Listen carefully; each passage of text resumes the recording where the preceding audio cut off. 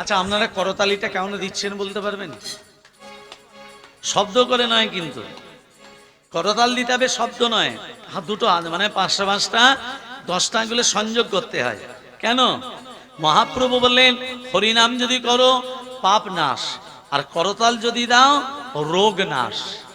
রোগ বলতে আমাদের এই পাঁচটা পাঁচটা 10টা গুলে এই শরীরের সঙ্গে নার্ভের যোগ আছে। এই পাঁচটা পাঁচটা 10টা গুলে এই সংযোগ ঘটাও, নার্ভের দোষ আর কোনো থাকবে না শরীরে।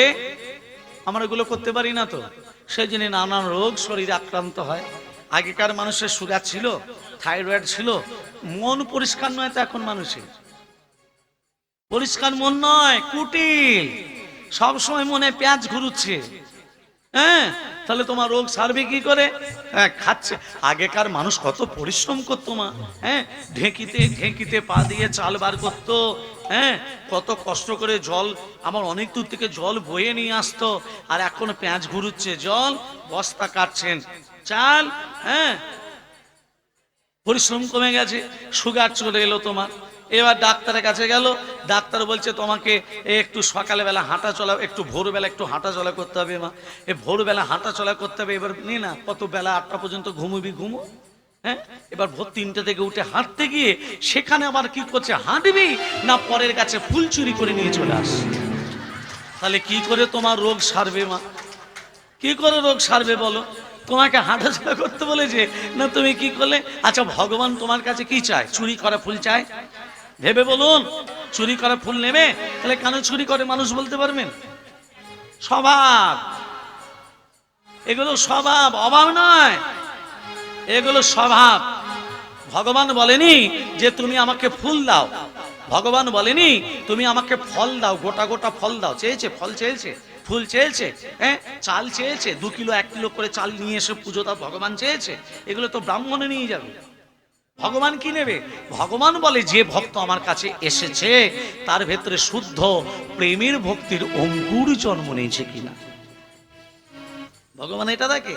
তোমার 5 রকমের মিষ্টিও দেখে না, ফলও দেখে না, ফুলও দেখে না, নৈবেদ্যও দেখে না।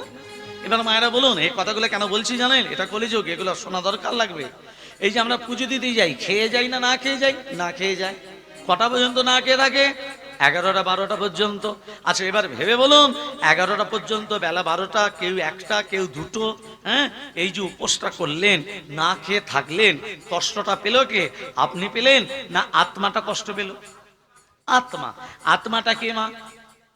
ভগবান। ঠিক, তাহলে কোন ভগবানকে কষ্ট দিয়ে কোন ভগবানের পুজো দিতে যাচ্ছি?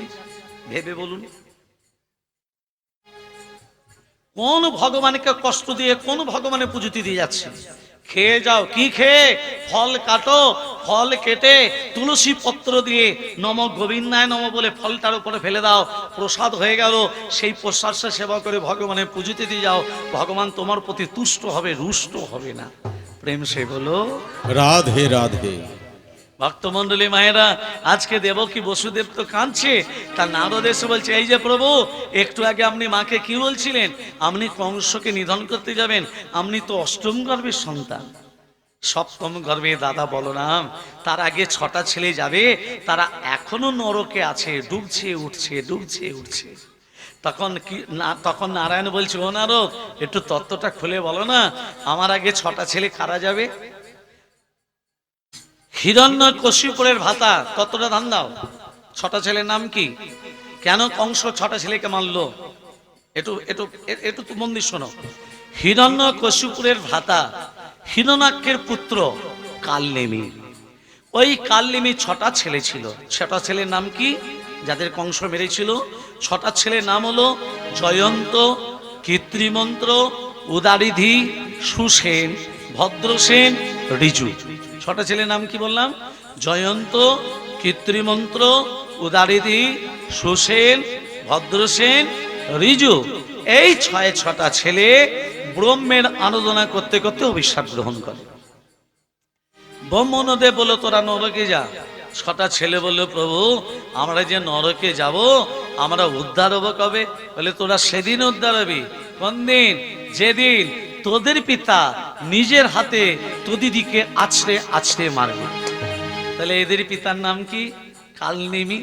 সেই কালনেমি দাপরে কংস হয়ে এলো, বলে যেদিন তোদের পিতা নিজের হাতে তো দিদিকে আছড়ে আছড়ে মারবে, সেই কালনেমি যখন কংস এলো, ভগবান এক এক করে কারাগারে পাঠালো, ওদেরই পিতা ও দিদিকে আছড়ে আছড়ে আছড়ে আছড়ে।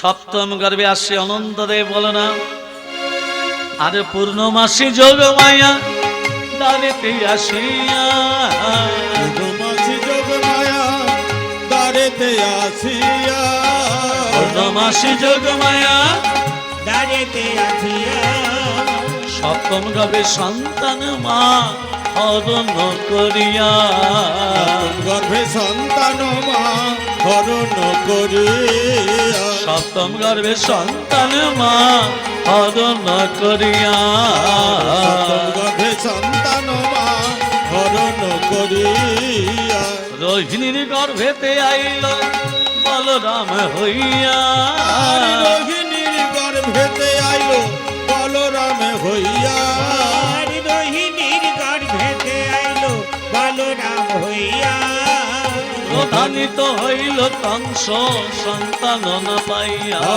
আর প্রধানিত হইল কংস সন্তান না পাইয়া, আর প্রধানিত হইল কংস সন্তান না পাইয়া, সপ্তম গর্ভ পেল না রে, সপ্তম গর্ভ পেল না রে, সপ্তম গর্ভ পেল না রে, শৃঙ্খলে আবদ্ধ কইল সপ্তম গর্ভ পেল না রে, শৃঙ্খলে আবদ্ধ লইল সপ্তম গর্ভ পেল না রে, শৃঙ্খলে আবদ্ধ কইল সপ্তম গর্ভ পেল না রে, শৃঙ্খলে আবদ্ধ করল বক্ষে পাষাণ দিল সপ্তম গর্ভ সপ্তম পেল গর্ভে না রে। আসতে বাবা, সপ্তম গর্ভের সন্তান যখন কংস পেল না, দেবকী বসুদেবের হাতে শৃঙ্খল বক্ষে পাষাণ, অত্যাচারের উপর অত্যাচার বেড়ে গেল। এবার মায়েনা একটু তত্ত্বের ভেতরে যাচ্ছি, কৃষ্ণ এত জায়গা থাকতে কারাগারে কেন এলো? কৃষ্ণের আবির্ভাব হলো কারাগারে, রামকৃষ্ণ দেবের আবির্ভাব কোথায় হলো?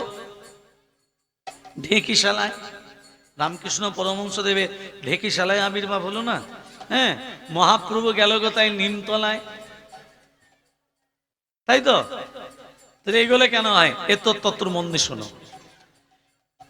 লক্ষণকে যখন সূর্য উদিত হলে লক্ষণ মারা যাবে, রামচন্দ্র লক্ষণকে কোলে নিয়ে বলছে, ভাই এ ভাই একবার দাদা বলে ডাক, এ ভাই একবার কথা বল, এ ভাই ওঠো রে লক্ষণ।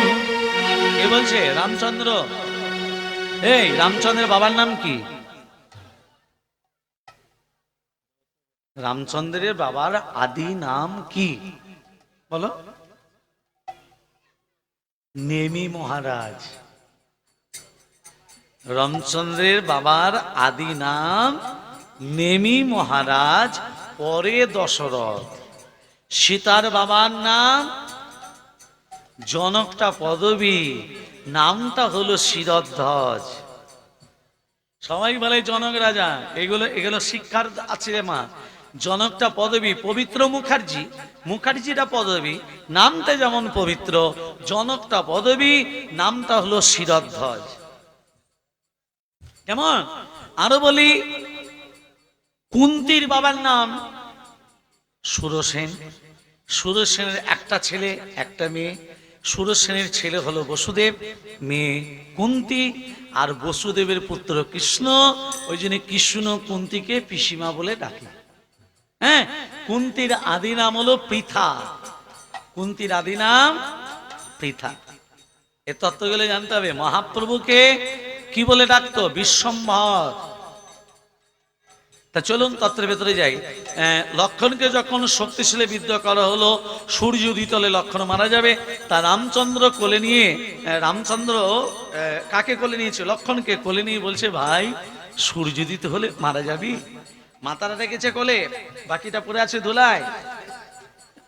এ ভাই ওঠো রে লক্ষণ, পদরে বস, তোর সোনার অঙ্গ কেন ধোলাতে শয়ন। ওঠো রে লক্ষণ, পদরে বস, সোনার অঙ্গ কেন ভোলাতে সায়ন ওঠরে লক্ষণ পররে বসন সোনার রঙ্গ কেন ধোলাতে সায়ন দেশে ফিরে গেলে জিজ্ঞাসিবে মাতা তুই ফিরিলি না লক্ষণে গেল কোথায়। দেশে ফিরে গেলে চিন্তা করো বল ভাই, জিজ্ঞাসিবেন আমি যখন দেশে ফিরে যাব মা জিজ্ঞেস করবে লক্ষণ গেল কোথায়, তুই এলি গেল কোথায়।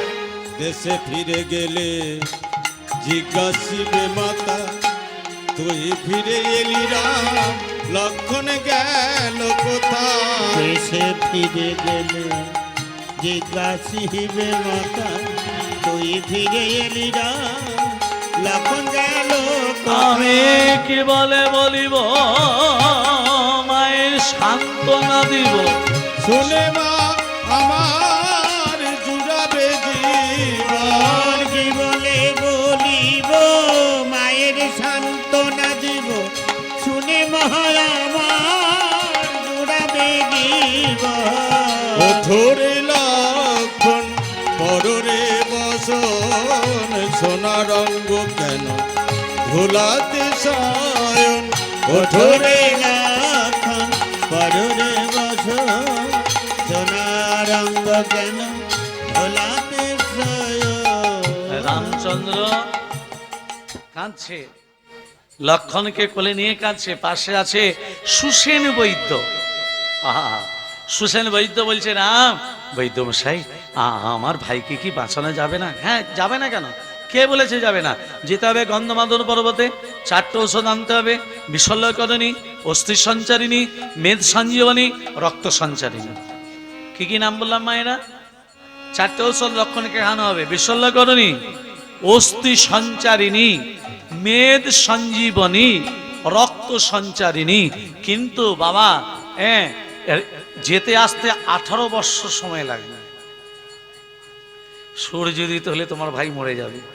এবার বলো না, ওই 18 বৎসরের পর 3 দণ্ডে কে আনতে পারে? দণ্ড মানে কি? মিনিট। 1 দণ্ড মানে কত মিনিট?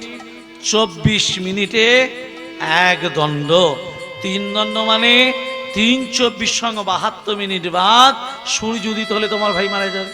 এবার বলো না, ওই 18 বৎসরের পর 3 দণ্ডে কে আনতে পারে? জয় শ্রীরাম। জয় শ্রীরাম। পবনের পুত্র অঞ্জনার পুত্র হনুমান বলো প্রভু 3 দণ্ডে নয় 2 দণ্ড মানে 48 মিনিট এনে দেবো যদি আপনার শ্রীচরণের আশীর্বাদ থাকে। চিনিতে কি চিনিতে কি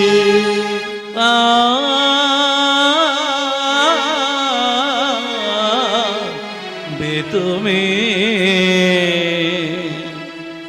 চিনিতে কি পারবে, চিনিতে কি পারবে, চিনিতে কি পারবে তুমি পারবে তুমি চিনিতে কি পারবে চিনিতে কি পারবে ওরে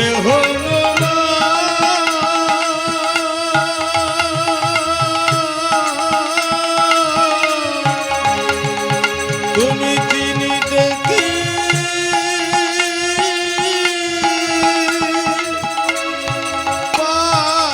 পারবে। বাবু আপনার যদি শ্রীচরণের আশীর্বাদ থাকে 2 দণ্ডে রামচন্দ্র চলে গেল কোথায়? মা গন্ধমাদন পর্বতে। এখানে রাবণ চক্রান্ত করছে, হনুমানকে বাধা দিয়ে যায় কিভাবে?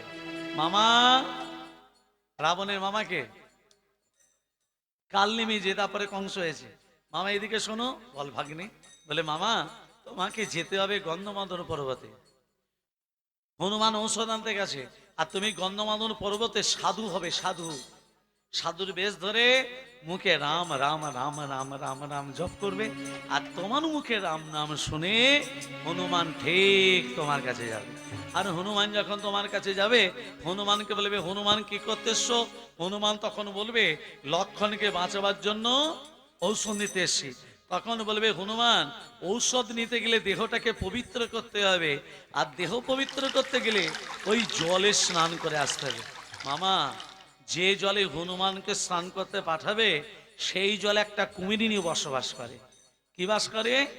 কুমিরিনী। হনুমান যেই স্নান করতে নামবে কুমিরিনী পেটে চলে যাবে, হনুমানও মরবে, লক্ষণ ঔষধ না পেয়ে। এতে ছলনাটা কেমন দেখেছো? রাবণের মামা কাল্লিমি কি বেশ ধরেছে বাবা? সাধুর বেশ, বসে বসে কি জপ করছে? রাম রাম। আর এখানে হনুমানকে আসতে দেখে হ্যাঁ রাবণের মামা কাল্লিমি আরো জোরে জোরে বলছে, বলো রাম রাম রাম, বলো শ্যাম শ্যাম শ্যাম। बोलो राम राम राम, बोलो श्याम श्याम श्याम। बोलो राम राम राम, बोलो श्याम श्याम श्याम। তব জলায়ু ধরিবে এই রাম নামে, এই রাম নামে। পিতাব জলায় ধরিবে এই রাম নামে, এই রাম নামে। প্রেম से कहिए बोलो,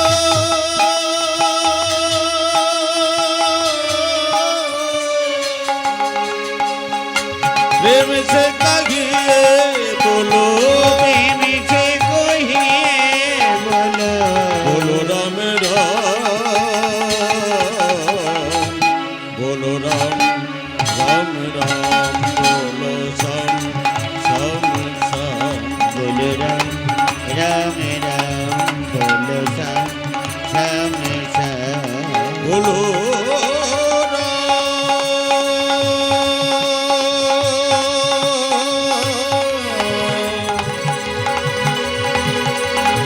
बोलो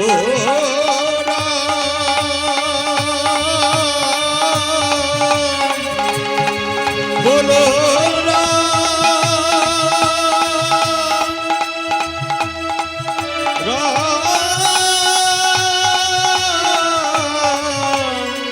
बोलो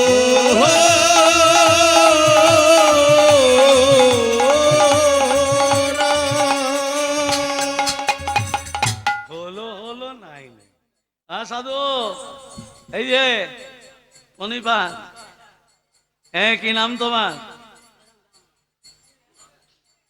বাবার নাম পবন, হ্যাঁ মায়ের নাম অঞ্জনা, হ্যাঁ আমার নাম হনুমান, আমার দাদার নাম জাম্বুবান। এইটা হ্যাঁ। এখনকার মায়েরা পনিপাত মানে প্রণাম করে, পাঠে গেলে মানে স্বামীদিকে প্রণাম করে। যদি না করেন আজকে রাত্রি থেকে শুরু করবেন। হ্যাঁ পদসেবা করেন, পদসেবা প্রতিদিন করতে হয়। স্বামীর পদসেবা। নারায়ণের চরণতলে কে পড়ে আছে? লক্ষ্মী চরণতলে বসে কি করছে? পদসেবা করছে। কেন করছে শুনে নিন। পুরুষ জাতির হাঁটুর নিচে থেকে পায়না আঙ্গুল পর্যন্ত অমঙ্গল থাকে, নারী জাতির হাতে থাকে দুটো মঙ্গল। এই মঙ্গল যখন অমঙ্গলে পড়ে যায়, স্বামীর শরীর থেকে অমঙ্গল দূরে গিয়ে স্বামীর শরীরে পরমায়ু বৃদ্ধি পায়। অতএব স্বামীর পরমায়ু বাড়াতে গেলে প্রতিদিন একবার করে চরণে আজ থেকেই শুরু করে দেবেন। ভক্তমন এ সাধু এই যে কি নাম বলে তোমার? আমার নাম হনুমান, আমার দাদার নাম রামবান। তোমার নাম হনুমান। এখানে কি করতে এসছো? লক্ষণকে বাঁচাবার জন্য, জোরে বলো। লক্ষণকে বাঁচাবার জন্য ঔষধ নিতে এসছি। ঔষধ নিতে গেলে দেহটাকে পবিত্র করতে হবে, পবিত্র করতে গেলে ওই জলে স্নান করে আসতে হবে। এই জলটা হ্যাঁ ওই জলে কি আছে মা? হনুমান কি করেছে? যেই জলে স্নান করতে নেমেছে কুমিরিনী কি করেছে? হনুমানের চরণ দুটোকে। হনুমান বলছে, ওরে কুমিরিনী, তুই আমাকে জলে নিয়ে যে ভক্ষণ করবি, তোর এত বড় ক্ষমতা? হনুমান তো খুব শক্তিশালী গো মা। কুমিরিনীকে টানতে টানতে টানতে টানতে ডাঙায় তুলে নিয়ে এসে, আর যখনই ডাঙাতে তুলেছে আর কুমিরিনী নেই, এক রূপবতী নারী হয়ে গেল। কুমিরিনী থেকে রূপবতী নারী। হনুমান বলছে, এই তুই ছিলি কুমিরিনী, হয়ে গেলি রূপবতী নারী, কি নাম তো? তখন সেই রূপবতী নারী বলছে, হনুমান আমি কুমিরিনী নই, আমার নাম হলো গন্ধকালী। কি নাম? গন্ধকালী আমি স্বর্গরাজ্যে বসবাস করতাম। দুর্বাসা মুনির অভিশাপে আজকে এখানে আমি কুমিরিনী হয়ে আছি। দুর্বাসা মুনি আমাকে অভিশাপ দিয়েছিল, যা গন্ধকালী, গন্ধমাদন পর্বতের পাশের হ্রদ আছে, সেই হ্রদে তুই কুমিরিনী হয়ে যা। আমি দুর্বাসা মুনিকে বলেছিলাম, হে দুর্বাসা মুনি, আমাকে যে কুমিরিনী হয়ে পাঠাচ্ছ, আমি উদ্ধার হব কবে? বলে তুই সেদিন উদ্ধার হবি যেদিন পবনের পুত্র হনুমান, রাম ভক্ত হনুমান তোর জলে স্নান করতে আসবে। হনুমানের চরণ স্পর্শে তুই উদ্ধার হয়ে হরি যাবি। হরি বল, হরি হরি বল। তাই হনুমান, তুমি যখন এসেছো তোমার চরণটাকে জড়িয়ে ধরেছি যাতে আমি নিজে উদ্ধার হয়ে যাই। আসলে তোমাকে যে স্নান করতে পাঠিয়েছে না, সে সাধু নয়, সে হচ্ছে রাবণের মামা কালনেমি। ওরা জানতো না, ওরা জানতোই না যে তোমার চরণ স্পর্শে আমি নিজে উদ্ধার হয়ে যাব। ওরা জানতো তুমি যখনই আসবে আমি তোমাকে খেয়ে ফেলবো। হনুমানের জানতে বাকি রইল না। হনুমান কি করলো? কাল্লিমীকে পরাস্ত করে কাল্লিমী দেহটাকে দুহাতে করে তুলে জয় শ্রীরাম, জয় শ্রীরাম। ওমা এমন ছুড়ে দিয়েছে একেবারে রাবণের দরবারে। রাবণ তখন মাথায় হাত দিয়ে বলছে, হাই হাই গো, মামাকে পাঠালাম হনুমানকে মারতে, নিজে মরে চলে এলো। এক কাজ করলে হয় না? সূর্য উদিত হলে লক্ষণ মরবে। হ্যাঁ, সূর্যদেব আমার আদেশ উদিত হতে যাও। ওমা রাবণের আদেশে সূর্যদেব উদিত হতে যাচ্ছে, আর এখানে হনুমান চারটে ঔষধের কথা কি নাম বিশল্য করেনি?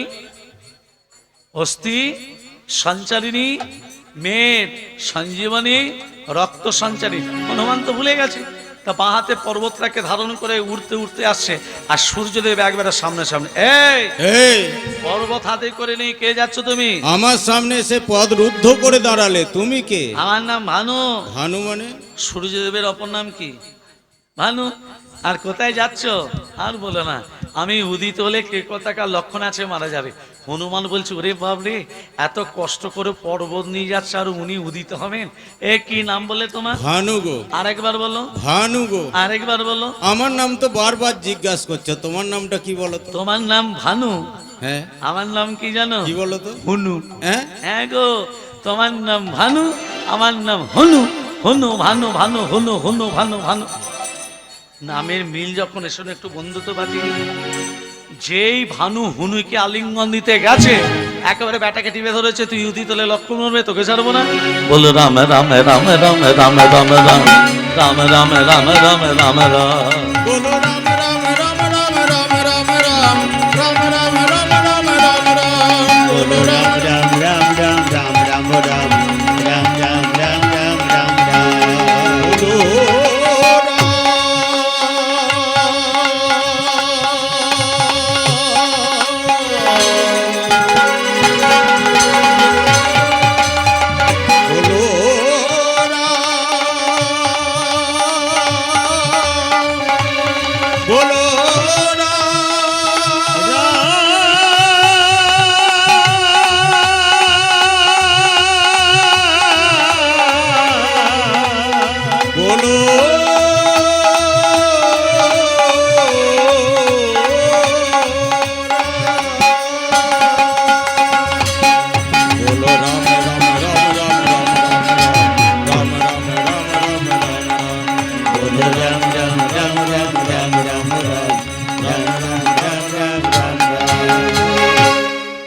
অনেক কষ্ট করে পর্বত নিয়ে এসছি, এবার লক্ষণকে খাই দিন। হনুমান ঔষধ পেলাম, অনুপান বাবা কোথায়? অনুপান বলতে এক স্তন রমণীর দুগ্ধ চাই। তত্ত্বের ভেতরে তত্ত্ব। এই জগতে এক স্তন রমণী কে আছে যার একটি মাত্র স্তন? রাবণের স্ত্রী মঞ্জুদরী এবং বালি স্ত্রী তারা, এরা দুজনেই কিন্তু মা এক স্তনা রমণী। এ তত্ত্বটা একটু মন দিয়ে শুনুন। এই দেখুন, তত্ত্বটা হচ্ছে ভিখারি অনেক রকম আছে, নেই? ঋষিটার নাম হলো ময়দানব ঋষি। প্রতিদিন ভিক্ষা করতে যেতেন। কি ভিক্ষা করতো? প্রত্যেকের বাড়িতে চাল ডাল টাকা পয়সা ভিক্ষা করতো না। কি ভিক্ষা করতো? প্রত্যেকের বাড়িতে গিয়ে বলতো, তোমার একটু গাভীর দুগ্ধ দেবে, আমি আমার ভগবানকে সেবা দেব। ওমা রাধে রাধে। প্রত্যেকের বাড়ি থেকে দুগ্ধ সঞ্চয় করে দুধটাকে ফুটিয়ে যে ক্ষীর হয়, সে ক্ষীরটা ভগবানকে সেবা দেয়। সেবা দিলে সেবা পায়। তা ময়াদ ঋষি অনেক দুগ্ধ সঞ্চয় করেছে, অনেক দুগ্ধ। দুগ্ধ টকবক করে পড়ছে। আর সেই সময় একটি সর্প একটি ভেগকে তাড়া করেছে খাবে বলে। সর্প মানে সাপ, ভেগ মানে দুগ্ধ কিন্তু টকবক করে পড়ছে। মহেন্দ্রানুষী স্নান করতে চলে গেছে সেবা দেবে বলে, হ্যাঁ, আস্তে করতে ক্ষীর হয়ে যাবে। আর সেই সময় ব্যাংটা লাপিয়ে যাচ্ছে, তার পিছনে সাপ। ব্যাং মনে মনে ভাবছে এখানে কি কোনো জলাশয় নেই? ওই তো জল, বড় পাত্রে গরম দুগ্ধ টকবক করে পড়ছে। ব্যাং বেটা জল মনে করে সঙ্গে সঙ্গে হরি বল। সাপ তখন বলছে, ওরে ব্যাং, তুই এই জলটায় ডুব দিতে পারিস, আমি তোকে ডুব দিয়ে ধরতে পারি না? সাপও জল মনে করে সেও যখন ডুবেছে সেও হরি বল। সাপ আর ব্যাং মরে ক্ষীর হয়ে বসে আছে। আর এখানে ময়দান ঋষি ভগবানের নাম করতে করতে আসছে। হরে মোরা হরে মধু কৈত হারে গোপাল গোবিন্দ মুকুন্দ সরে। হরে মোরা রে নিতাই গৌর হরি বল। গোপাল গোবিন্দ মুকুন্দ সরে। হরে মুরারে মধু কৈত ভারে গোপাল গোবিন্দ মুকুন্দ সৌরে। হরে মুরারে মধু কৈত ভারে গোপাল গোবিন্দ মুকুন্দ সরে। হরে মুরারে মধু কৈত ভারে গোপাল গোবিন্দ মুকুন্দ সৌরে। হরে হরে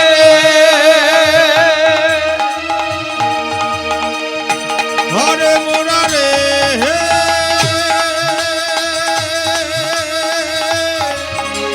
হরে মুরারে